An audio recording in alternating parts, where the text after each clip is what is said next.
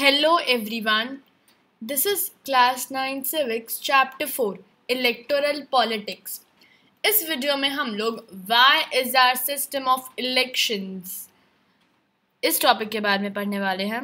हम लोगों ने पिछले वीडियो में देखा कि हमें इलेक्शन की ज़रूरत क्यों है, then what makes an election democracy, फिर पॉलिटिकल कॉम्पिटिशन्स के बारे में पढ़ा. अब इलेक्शंस तो ज़रूरी है, ये समझ आ गया. अब हम लोग जो इलेक्शंस को यूज़ करते हैं, मतलब हम लोग जो इलेक्शंस करते हैं उसका सिस्टम क्या होता है. So after 5 years the term of all elected representatives comes to an end. हम सबको पता है कि 5-5 साल का ही सबका टर्म पीरियड होता है. द लोकसभा और विधानसभा stands dissolved.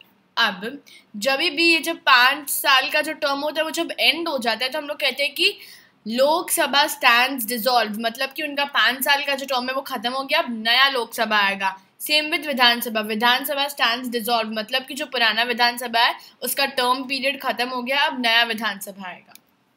Okay. Elections are held in all constituencies at the same time, either on the same day or within a few days. This is called general elections. अब general elections क्या होता है?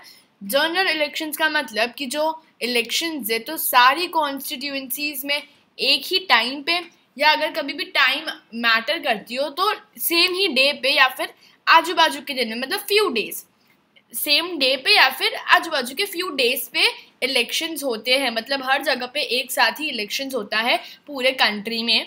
इसको कहते हैं general elections.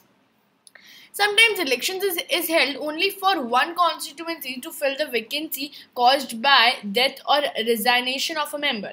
This is called a by-election. So now, अब इसका मतलब क्या होता है?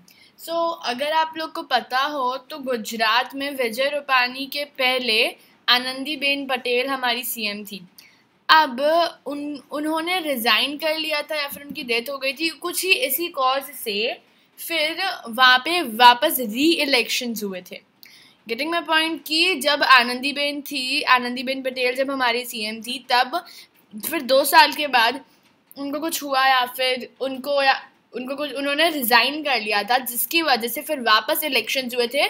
कहाँ? सिर्फ गुजरात में इलेक्शन हुए थे, ऑल ओवर इंडिया में नहीं हुए थे, सिर्फ गुजरात में इलेक्शन हुए थे.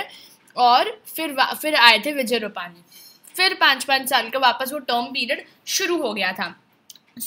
देखो, आनंदीबेन पटेल ने फिर उन्होंने 2 साल वो थी सीएम. फिर जो विजय रूपानी है वो 3 साल सीएम ही रहेगा. फिर वापस इलेक्शंस होगा.